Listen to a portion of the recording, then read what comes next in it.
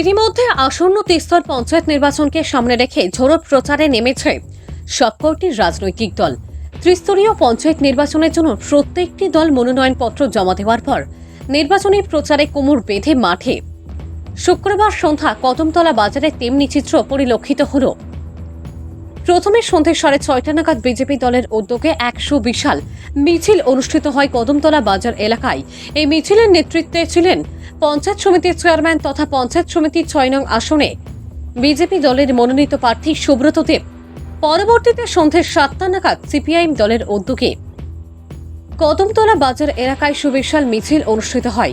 এই মিছিলের অগ্রভাগে নেতৃত্বে ছিলেন 54 কদমতলা কুর্তি বিধানসভা কেন্দ্রের সিপিআইএম দলের নির্বাচিত বিধায়ক ইসলাম উদ্দিন। সিপিআইএম ও বিজেপি দলের মিছিল শেষে কদমতলা বাজার এলাকায় কংগ্রেস দলের উদ্যোগে বিশাল মিছিল ও বাজার সভা অনুষ্ঠিত হয়। এদিন কংগ্রেস দলের প্রথমে কদমতলা বাজার এলাকায় সুবিশাল মিছিল অনুষ্ঠিত হয়। এই মিছিল শেষে কদমতলা নটরাজ মুক্ত মঞ্চে এক বাজার সভার আয়োজন করা হয় কংগ্রেস দলের পক্ষ থেকে। এদের কংগ্রেস দলের উদ্যোগে আয়োজিত মিছিল ও বাজার সভাতে উপস্থিত ছিলেন প্রদেশ কংগ্রেস কমিটির সভাপতি আশিস কুমার সাহা। তাছাড়া উপস্থিত ছিলেন প্রদেশ কংগ্রেস কমিটির সাধারণ সম্পাদক আব্দুল বাছিদ চৌধুরী, সম্পাদক চয়ন ভট্টাচার্য সহ ব্লক কংগ্রেস ও জেলা কংগ্রেস সভাপতি ও অন্যান্য নেতৃত্বরা। উপস্থিত নেতৃত্বরা সর্বস্তরের জনগণের কাছে কংগ্রেস দলের প্রার্থীদের আশীর্বাদ কামনা করেন।